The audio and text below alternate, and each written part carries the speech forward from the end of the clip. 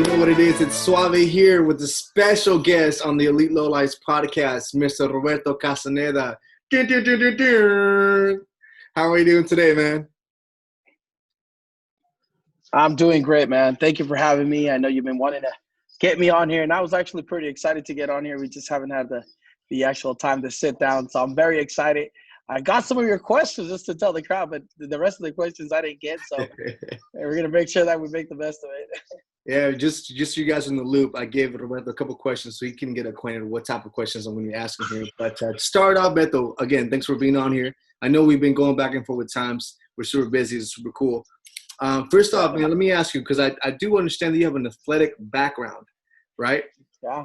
So let me ask you, tell the crowd here, man, what is the sport that you played or play to this day? Well, I honestly, I haven't played it in quite a bit, but I'm anxious to get back to it. I know we've been building the business, and it's been the last 2 years since I haven't really, had the opportunity to get out there on the field and play, right? So I started playing soccer when I was young, and I got here to the U.S. I'm originally from Mexico, so when we got here, my dad put me in a soccer team, and that's what I actually concentrated throughout my whole soccer career, right? High school, #1 in the nation, really, really good. So I had the opportunity to actually obtain a scholarship to San Jose State and play at San Jose State University for the men's soccer team. So it was very exciting, very awesome times, and helped me be very competitive. So it was great, and I loved it, and I think it helped me overall. I think anybody that has kids or anybody that's growing up should definitely join a sport because it makes you competitive, and it gives you that winning drive for sure. Hey, well, thank you for sharing, but let's just tackle that really quick because you did mention you were #1 in the nation. Which, first off, congratulations, man. That's super awesome. Yeah, but let's break that down a little bit. So, in order to get to that tier, right? And the #1 in national level, what is the type of discipline that was on your end, physically, nutritional? What was that kind of discipline like, man? Talk to us. So just to give you a little quick rundown of how my town that I used to live in Watsonville, how it actually worked out, right? So everybody was, just basically playing the same sport, right? Everybody's introduced to the same sport at a young age. There's really nothing else to do. Football wasn't really too concerning. Neither was baseball. But, what I'm trying to say is basically Watsonville was a nest of, like, some of the best soccer players that I've ever seen still to this day. They're amazing. And, I was lucky enough to grow around them and just grow as an individual. You did ask me about the nutrition. At that time, we really didn't have any too good nutrition. We were just very talented. We ran a lot, right? We had to stay physically fit. So we did a lot of running. We played a lot of games. But everyone overall was just superstars. And I think we had 3-4 full generations of superstars. I'm talking about, when I was 14, there was guys that were 17 that were just amazing.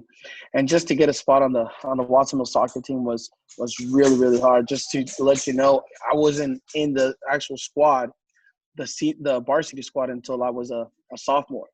I was three of my buddies that we were in the actual varsity, and we were sitting in the bench the whole time just because we just had so much talent. He had so much talent. It was insane. It was, multiple recruits would always show up and try to recruit, the majority of the team. But, one of the biggest issues that we had in school was grades and not being able to perform at a high educational level to be able to obtain those good scholarships. Or, some people were just in some bad stuff. But overall, I think that, what got me to the varsity team was, just playing a lot, just staying physically fit and just concentrating all my efforts and practicing, right? Because even when I wasn't at the practice field, I was practicing at home. I remember that everybody knew me because of that. We used to live in this apartment complex, which, I thought at the time was the best because all my life my parents lived in this really bad apartment complex. Then we ended up moving to this beautiful apartment complex, brand new, and I thought it was a shit, but they had some really nice areas to play, and And I was there all the time. We used to record videos instead of recording those skating videos that everybody did. We used to record like bicycle kicks, doing all that stuff, volleys, everything, nutmegging people. I'm sure you've seen those commercials in the past. So I did a lot of that. I did a lot of practicing. I led a lot of practicing when nobody was watching. I played a lot of games. I went to a lot of tournaments. It was just constant work, and it just became repetitive. And then just when it becomes repetitive, right, what happens is it's your what is it, it's, what was that, I'm lost in that term I'm trying to find, but it's the memory muscle, right? Your memory muscle. Okay. Yeah, your memory muscle just it's instant. And you, of course, you got to have a couple other things. You got to be smart. You got to be able to think, 2-3 steps ahead to get to the next level. But getting to that number one in the nation was amazing. But let me tell you a story. So I don't want to take too much of time, but let me tell you what happened to me at the time.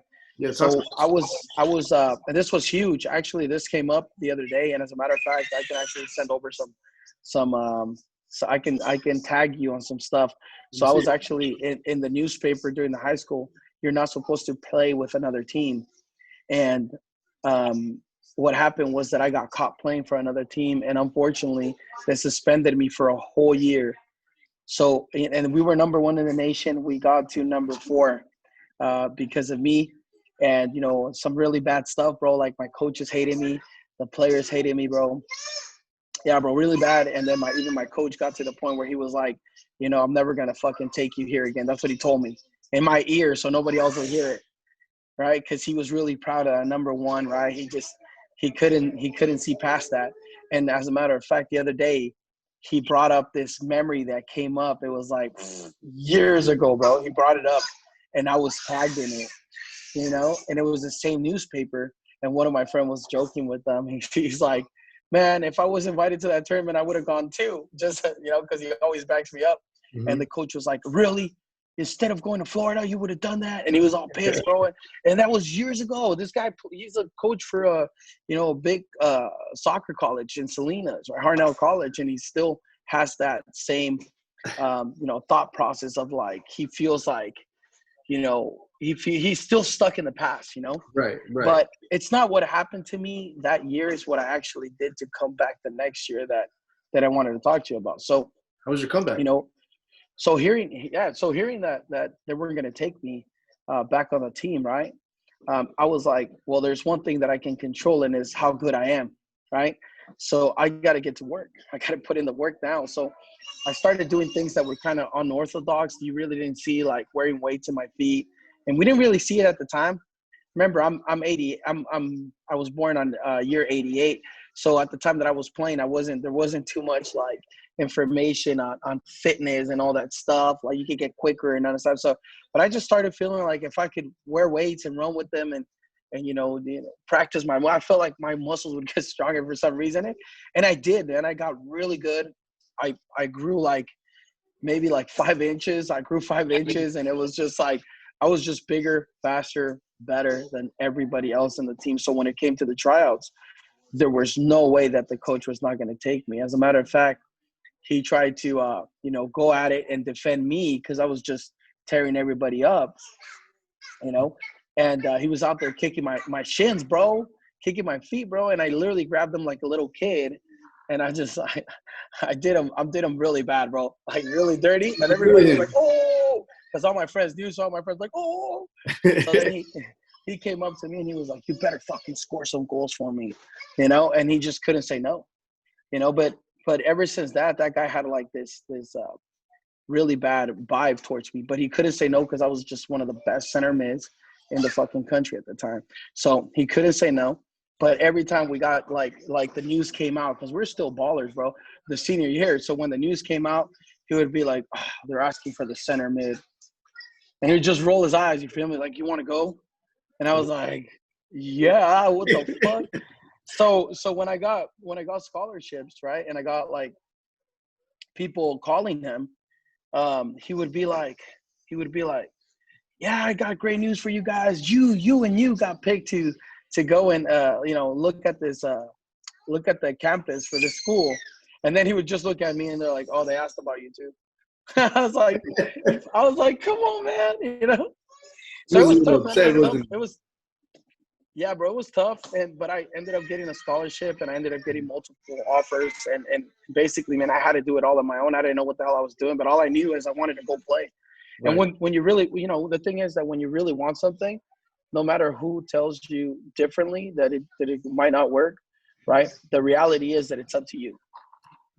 It's up to you to win, and it's up to you to get it. So, you know, at that time, I was glad that I had that mentality as well, and I ended up going. And even my dad didn't even want me to go, right? My brother was in debt, right? My brother was in debt, and since my brother was 17 at the time, my dad had to take over his. So that was like, I'm going to college because you're in debt Mm-hmm. too, you know. And I was like, holy shit, you know. And I literally called him to say I got a full ride, and he didn't care. He just thought it was going to be more debt, and that's it. And I was like, look, you know what? I'm 18. I can do what I want. I'll do what I want. And I'm going to go ahead and just go off and play, you know. And he was mad at me, man. And I just went off and I did it. And then my mom was the one who called me. She's like, oh, your dad doesn't know what he's talking about. He's just, your brother put him through this. And yeah, there's a lot of obstacles, bro. But, you know, at the end of the day, like I said, like, if you're not willing to move forward and make things happen because it comes from within you, it's not going to happen. No matter what people say, it's not going to happen. It's just not. It has to be born, right? It has to be born from here, right? So yeah, man, it's a lot of things that I told you guys, but I thought it was pretty cool. Yeah, that was the main point, right? Getting, you know, overcoming obstacles and getting to where you need to be. 100%. And sorry to cut you off there, but that's such an extraordinary story. Because at the end of the day, like you said, like it's not as simple as like what people portray, right? They see you like at that time, Roberto Castaneda, the best center mid at, you know, in the region or sorry, nationally. Like, you know, there's like things behind it that people don't know about, but it's super inspirational for people coming up now. We're talking recent now in school, right? That are thriving to beat that. But let me ask you real quick, because you pick on a very specific position in soccer. So you said center mid, right? Yeah. And that, like the goalkeeper, in my opinion, this is just my opinion, it's a very competitive spot, man. Yeah. Because you only get one of those on the team. 100%, man. Yeah. And then the secondary, like the second stringer, right? Yeah. So like, let's dig in more on that, man. When it came to like, obviously we know that you walked with weights, you ran with weights to make you a little faster, stronger, and grew up like 5 inches, right? Yeah. What are the things that you saw, like maybe people that inspired you to become the best center mid that there was at that time? So Anybody in mind? it's funny to say, man, but look, you know, at the time, even when I got a scholarship to go to San Jose State, and you know, I ended up going, and my SAT scores were not the best. So they're like, we can't offer you a full ride, but you can stay. Trust me, stay, right? Yeah. And at the time, I was just like, I don't want to stay if I'm not going to play. So I ended up going back to community college, and we ended up playing the same coach that was my high school coach, but we played for another coach. We played for another team. Jeez. But the majority of my teammates were like, where are you guys going to go? Oh, we're going to go here. And everybody's like, all right, we're going to go here. And some of them went to the other team. And, you know, we ended up just destroying them in that season, right? We ended up destroying him. And I remember that he would always fucking come to me and say like things. He would say stupid things, bro. Like literally, bro, you're saying this to a 19-year-old that just hasn't even started his life, and you're telling them this type of things, you know? And I remember vividly, bro, like we played against them, and he came up to me and he's like, yeah, I talked to the San Jose State coach. He's never taking you back because you went back on your word and you didn't stay for the season. I was like, do you even know that I didn't get a scholarship? Mm-hmm. I literally told him that. I was like, how am I going to pay for that, dude? Right? So, like, I was just like, don't even worry about me, man. Like, I'll let him tell me whether he wants to take me or not. I'll let my game speak for myself, right? For me. And dude, like, a month later, that same coach ended up, you know, calling me back and saying, hey, I got your full ride approved. That's right? awesome. Yeah. San Jose, right? San Jose State? Yeah. Yep. Did it once. So I went and I did it once. And then for whatever reason, man, I was just so dumb at the time. And, you know, I dropped out at San Jose State one more time. And I know, right? And everybody's like, why did you do that? You're never going to come back again. And I was like, it is what it is, you know. So I started playing again with the Cabrillo team, right? And we had top notch players because they were coming straight from high school to there. Mm-hmm. So we ended up going to the NCAA for community college, the NCAA Final Fours. We lost the semifinals, and obviously all the coaches are there. And I got this one call, and they're like, one of the first things that they asked is like, "Where are your grades?" And then I was like, "My grades are amazing, 3.6, by the way." Go, Right? let's So go, like that for sure. So they're like, "BS." Like this is how I talked with my coach. Like, "BS, send me that stuff right now." Mm-hmm. And I send them over, right, the transcripts. And right after that, they were like, "Okay, these are the classes you need to take. You need to take 5 classes to get you on here again." Boom. Got back into San Jose State, and I said, I'm never going back to community college again. I'm going to play the rest of my years, the years here. And I did, and I passed every single course, and I got a lot of help from a lot of people. And what really drove me, man, really drove me was people not believing in me. That's powerful. And seriously, when I told you that, bro, you know, it's in here, bro. Like, it drove me, bro. It drove me to be better. It drove me to be, you know, more competitive, and you go after what I wanted, right? Mm-hmm. And I could tell you that in any industry, I've always been, you know, really competitive, number 1 and number 2. Mm-hmm. And it's always been like that. And it what fuels me, bro, is people not believing in what I can do. That's the number one. That's the number one thing that fuels me, bro. Anything else is irrelevant to me. Mm-hmm. But to believe that somebody can be something is the most degrading thing that somebody can do to somebody else. Mm-hmm. And just me proving people wrong, right, is crazy. To me, that's what I'm looking forward to doing when I ever encounter such a situation like that. So, No, yeah, that's man, that's it's that's deep in levels, man. If I may, like, I can resonate with what you're saying, because at the end of the day, that's the one thing that keeps me moving is as well, right? It's obviously I have like the little ones I have to look after, little ones as my siblings, but when it comes to people to my face or even behind my back saying that they don't think I can do it, like, fires me up, man. It gives me that competitive edge, right? Like you said, and I've seen it firsthand, Beto. Like, you are a very competitive person in spirit, which is great because it kind of amplifies the environment that you're around, which is great, man. And we love it about you. But now let's dig more into this, man, because you did mention you did end up playing your many years in college. So tell us about that, bro. Like, was competition obviously to the next level? What did you have to do to adjust to the next level competition in college in San Jose State?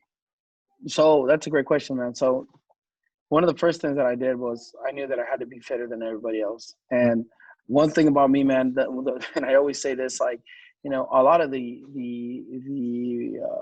athletes that come up that are super good during high school, the reason why they don't make it is because they don't have any mentors. They don't have anybody to guide them. They don't have anybody to tell them, look, listen, like, I know that you want to go party right now, but you got to understand that you could be partying on higher levels if you make it. You know what I mean?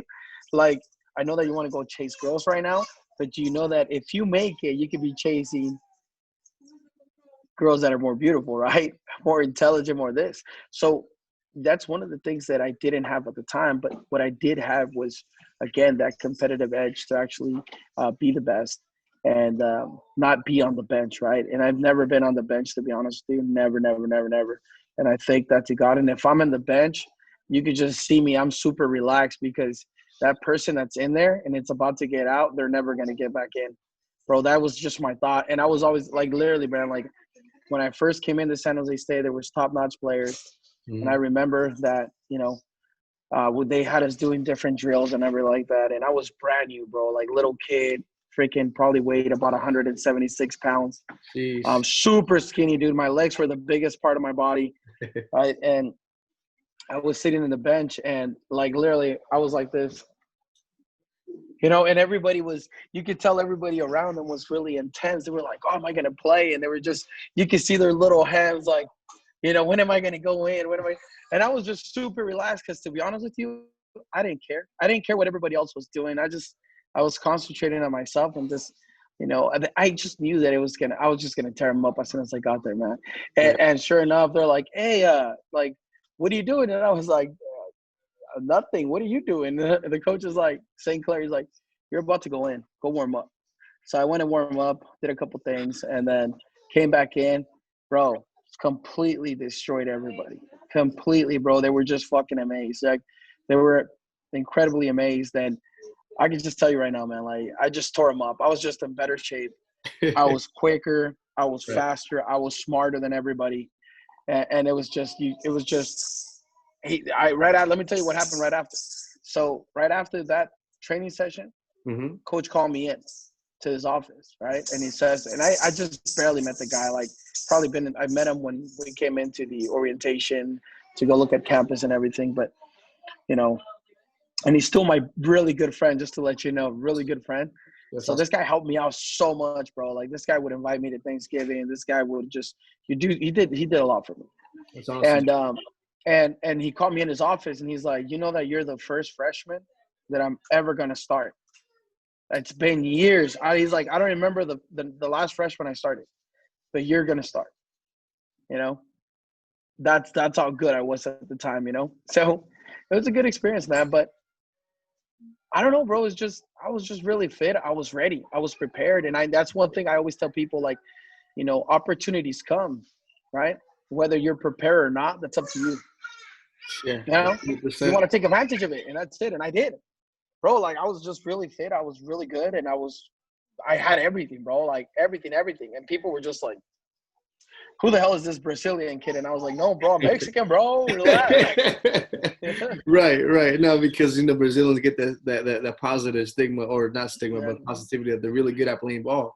Yeah. Especially like in the midfield arena. And it's super awesome when you say that, man. Like, they say that luck isn't luck; it's preparation meets opportunity. And bam, you were ready, man. Like, the people will say, you were ready for whatever came up. So that's super awesome, man. But now, like. Yeah. So you played all 4 years of college, right? And then tell us a little bit, like, what happened afterwards. Did you go back? Are you still playing? Or you did mention you have some kids right now? Yeah. So, right after college, I, just like everybody else, like, you kind of lost still, especially if you got into the wrong career or the wrong bachelor's degree. Yeah. Right. And I always tell people now, if you're going to be a doctor or a lawyer, go to school. If you want to be an entrepreneur, make real money, go get yourself a mentor. Right. Go get yourself a mentor, because I can tell you the education that I got, I can hardly remember, to be honest with you. I can hardly remember. And no matter what type of degree I had a sociology degree, but the sociology degree that I had really couldn't get me into any job. Tough. Right. And I ended up doing door-to-door cable, bro, because my friend recommended me. He said, if you get into sales, you'll make a shitload of money. You can literally wake up and make as much money as you can. I was like, fuck, really? Knocking door-to-door? I was like, get out of here, bro. I have a 4-year degree. My friend was like, just do it, bro, because before I hire you at my company, it's a huge company. He's like, before I hire you, you got to have some experience. So I got to say that you have experience. Right. And so, I ended up getting into door-to-door cable, and I wasn't ready to get fired. And that one of the first things my manager said, his name's Jim, is a really cool guy. He's just like a really good friend of mine too. He was like, yo, so we have performance. If it doesn't work out, it doesn't work out, right? Mm-hmm. It just doesn't work out. And you got to understand, this is just how this is just how it works. Mm-hmm. And I was like, oh shit. And the whole time, bro, I was just thinking about me getting fired. So I was like, I told him, well, what do I do not to get fired? And he's like, just close deals. I was like, oh man. So he showed me how to close deals. He showed me the pitch. And then after that, man, I was just scared shitless to perform role play in front of him. So I was like, dude, I would just rather go out there in the field and practice it with strangers than with my supervisor. Right. But, I ended up getting the right pieces and everything, bro. And I ended up signing a lot of deals that month. And I was just happy I wasn't going to get fired. And it was really good news when he gave me a call. And he was like, you made like $8,000 this month, right? And I was like, $8,000. I was like this. And how old were you at the time? Bro, I was 22. Oh my God. $8,000 in a month, bro. That's awesome. I did 10 because I was like, that's including my salary. And he's like, nah. That's just your commissions. I was like, no way, dude. I was laughing because I was like, this guy's BSing me, dude. Because he's like, how much do you think you made? And I was like, like $3,500 total. And I was like, hell yeah. My recent biggest check was $1,800. So I was like, but not on the same job. It was from something Right. else. I was like, 300.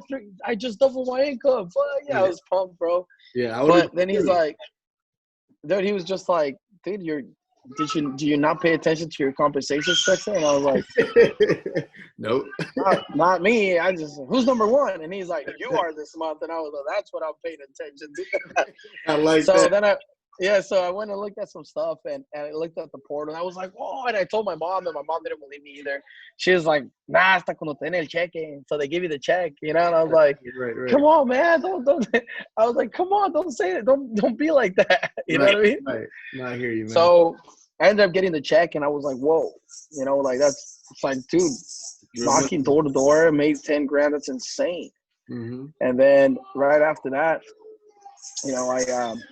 I ended up just, doing the same thing over and over again, and then got into the 6 figures, selling door-to-door cable, knocking 4 hours a day. And then after that, I bought a Liberty Tax franchise, and then I made that grow to, a business that's making $60,000, basically nothing after rent, after employees, after everything, to making that grow to $180,000 in 2.5 months.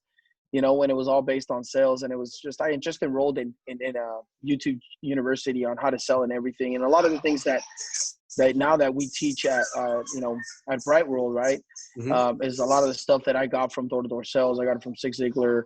We use the card, but a lot of the stuff that I got was literally just from where I had in the past. That was door-to-door, the information, and we just tailor fitted to what our industry was offering at the time, which is what we have right now.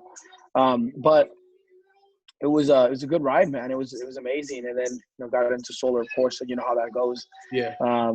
So I don't want to get into much unless you want to ask me some questions on that side of what I just talked about. It's all good, bro. No, so let's touch on that, because even for myself, when I had a Kirk on here, right? Kirk, we were talking about how he has a football background, right? And he always had to outwork, like the next person. Like he was out also doing extracurricular like activities to get to the next level in college as well. So the one thing that I see like as a trend here, even for myself, now I didn't play no college ball, but I have been an avid gym goer since 2015, right? Yeah. So what I've seen transition, anytime you work on your body, man, right? Anytime you pretty much see yourself getting to the next level, whatever it is you're doing, you have somehow that competitive edge on you. So now when you go on to work, door to door, sales, you bring that with you, man, right? That aura you have around you is just, I'm competitive, man. Let's go. Let's get to it. Let's get down, bro. But another thing I want to touch on is on this, man. So now that, maybe in the future I'll be having kids, you never know. But any advice you can give me when it comes to trying to balance out the fitness and taking care of the family, bro, work, any tips you have on the end, man? There's obviously, there's a lot of tips, man, but there's obviously there has to be, once you have kids, there has to be a balance. Otherwise you're going to miss a lot of the earlier years that they have, right? Those years are precious, man. They're little. They let you hug them. They let you give them kisses. And I think, having kids, releases a lot of your stress, just because, a simple hug or they coming over and wanting to sleep right next to you feels amazing, dude. It's another different feeling. But definitely, man, it's just, you got to realize what you got to do is you got to realize, when you're working, there's two types of freedoms, right? One is financial freedom. The second one is freedom of time, like you having time for yourself and your family. And I can tell you, I've had freedom of time for my family and financial freedom. But when you're trying to grow something as huge as we've been trying to do, you have to sacrifice something. And typically it's freedom of time with your family. And it's unfortunate, bro. But that way, in that sense, you have to learn to balance it. You have to learn to say, look, I got to come home at this time. I got to come home at this. I got to do this and I got to do that. But I did have to sacrifice that for the last 2 years, right? and not just like, and recently it's been catching up. So I've been trying to catch up with my family and everything like that, because it is amazing, bro. Trust me, when you have kids, it's a lot of people see it as a drag or whatever, but in reality, it's stress relieving, dude. Like when a little kid hugs you, they give you a kiss and call you daddy, or your little girl calls you daddy, and they want to sleep next to you and they give you a hug. And before you go to sleep, you're going to sleep and they get up and they give you that one little kiss, you know? It makes a whole of a big difference, a whole of a difference in what you're doing, because you're just not longer doing it for yourself, right? You're no longer doing it for the cars, you're no longer, but you're doing it for them. And I think that's the biggest motivator, bro. Right. The biggest motivator. And I mean, I can't really give you a tip. I think honestly, bro, everybody has to go through their own experiences, because everybody's experiences are going to be different. You know, you might have a smooth transition, right, into fatherhood, or you might have a rough one, right? But at the end of the day, like if I honestly believe that whoever is you know, if you're having kids, you should really be responsible to understand and see, you know, whether you're being there or you're not. You have to have that competent thoughts, and you have to be competent in understanding, and like whether your kids need you or not, or your wife needs you, because at the end of the day, you know, even your relationship with your wife, your relationship with your kids, they start, you know, just drifting apart.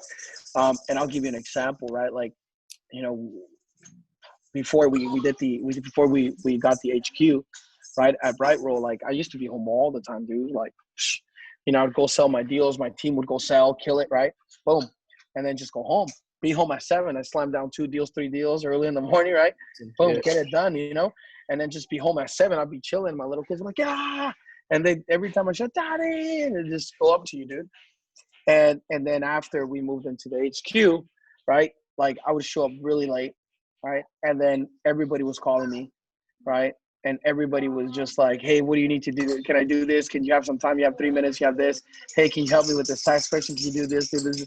Dude, and you're not connected. Even though you're home, you're not home. You feel me? So you're home and you're not home. And then it starts like you get home, like 2 months later, I would get home and my kids would be like, daddy. And then they would just go do their shit. Damn. You know what I mean? So when you start, yeah, bro, like, so they start detaching themselves from you, and they start doing their own thing, because it's like, oh, we're going to see him for like 10 minutes. You know, we're going to see him for an hour, and then he's just going to be on his phone, whatever. Right. And you know, and to have a good relationship, you guys, you know that, you know, you have a girlfriend, right? You know that you need to have that interaction at the end of the night. You need to be present as much as you can, right? Right. And you need to give that attention. You need to talk. You need to do all that good stuff. So, you know, you have to pay attention to your kids. Otherwise, you lose that connection with them. Right. You know, and I've heard it from a lot of people. That make a lot of money that say that, you know, one of the first things they notice is that their kids used to meet them at the door, and they stopped meeting them at the door. For the same reasons, huh? For the same reason, yeah, because they were never there. They were there, but they were never there because they were on the phones. They were doing all this stuff, right? And they were never there. Like, they'd had to leave. Like, you know, I've had a lot of clients that have the same experience, that they had to like leave to go back to work because something happened, because they were the managing plant manager, right, etc. And they really never got to connect with their kids, and then their kids stopped meeting them at the door. That's tough, man. Yeah, and that's you. It's like I said, you sacrifice one thing to get another, but you know, at one point you got to realize, you know, what makes sense to you, and you know, what brings you happiness. Because at the end of the day, you got to be happy. Because, you know, I read a quote that was that pretty much summed it all up for me, which was, you know, what's having, you know, hundreds of thousands of dollars in your bank account if you can't even use it, because you can't go anywhere. Right. Like, literally, like, you can have hundreds of thousands of dollars, but you can't go anywhere because you enslaved yourself to the business. You enslaved yourself to what you're doing, and you really can't enjoy it. Right. The whole purpose of having money is to enjoy life, you know, and you can't enjoy it, and you can't live that life that you want to live because you're enslaved to it. And it's a very tough. It's a lot of people won't understand what I'm saying until you do get yourself into that situation. And I can tell you, man, I want everybody to get yourself to that situation. First of all, you'll succeed, right? And second of all, it would teach you to appreciate the little things, like having time with your family. Mm-hmm. You know, being able to go out and have a coffee with your wife without anybody calling you. Being able to wake up and go to the gym without being interrupted to get a fucking call, right? Excuse my language, but you know, all those little things you learn to appreciate. Yeah, 100%. And just so we're all clear, like obviously I know where you're coming from, but just so everybody else understands, like you're talking about the entrepreneurship realm, Oh right? yeah, 100%. yeah. That's the entrepreneurship realm, and then and also it comes with it. Also, I've seen it with people that, you know, are employees for a company, but they hold big positions, high level positions, right? They're always on the clock, and you know, that's just my grain of salt in there, and on how I feel about that. So, and, you know, entrepreneurship is what I'm actually talking about, right? Because it's a more time consuming. There's more. You're always going to spend more time in your business than it is being an employee. That's the bottom line. Right. My brother tells me the same thing. You know, there's people that says, "Oh, must be nice to make $300,000. Must be nice, right? Right. And must be nice being able to go home whenever you want." And I'm like, "What are you talking about, Really? dude? I went home at 11 yesterday. You kidding me right now?" Right.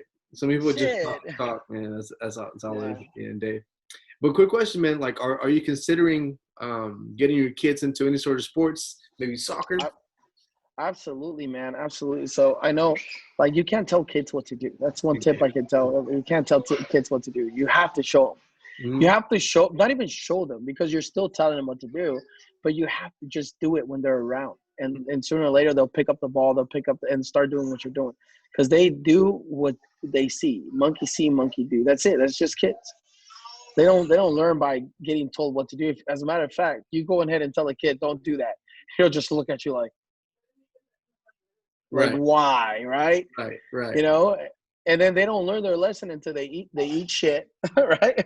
True. Or, you know, or they fall off a bed, right? And then they're like, "Oh, no wonder he told me why," right?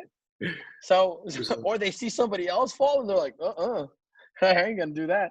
Mm-hmm. So yeah, man. So definitely, man, soccer, football, basketball. I love all those sports, man. I actually, you know, even golf. You know, I tell everybody that I'm good at every sport, and that's kind of true. It's true, bro. I don't know why I'm good at every sport, bro. You're natural. Maybe I'm not a pro, but I just look natural playing it. You know? Hey, bro, you're natural. I don't look like an idiot, you know. There's people that are like, "Damn, you're a good football player," but shit, man, your foot skills suck. 100%, bro. 100%. No, seriously. But ladies and gentlemen, you have heard it from the man himself, Roberto Castaneda, man. Again, thanks for coming on the show today, man. I know it's been a long time coming. I know you got little ones to look after. But, like, last question. Are you, just because you're wearing the colors, man, are you a Chivas fan? I'm wearing the colors, man, but this is you are wearing the colors. This is a little windbreaker, bro. You know what I mean? I got this shit at the Nike store, my guy. Come on, God. I am not a Chivas fan, bro. You're not. But Lionel is looking at me right now. Lionel's a Chivas fan. Hey, shouts out to Lionel, man. That's awesome, man. That's awesome. Well, once again, man, thanks for coming on tonight. Seriously, it's been nothing but pleasure. You dropped a lot of nuggets tonight. Besides sports themselves, you know. Is that your little one right there? Yep. He wants to see what's going on. You see what I mean? Hey, what's going on? Hey. This guy, his nickname is Tarzan. He doesn't wear clothes. He doesn't get his hair cut. You know, like nothing like that, brother. Hey, just like when I was a little kid, bro. Hey, yo, how you look? You have the same hair as Swami does. Seriously, bro. Hey, buddy. Super cute. All right, man. All right, well, seriously, man. Thank you for being on here tonight, man. Take care, brother. Cheers, brother. Take care, man. Take it easy, all right? Take care.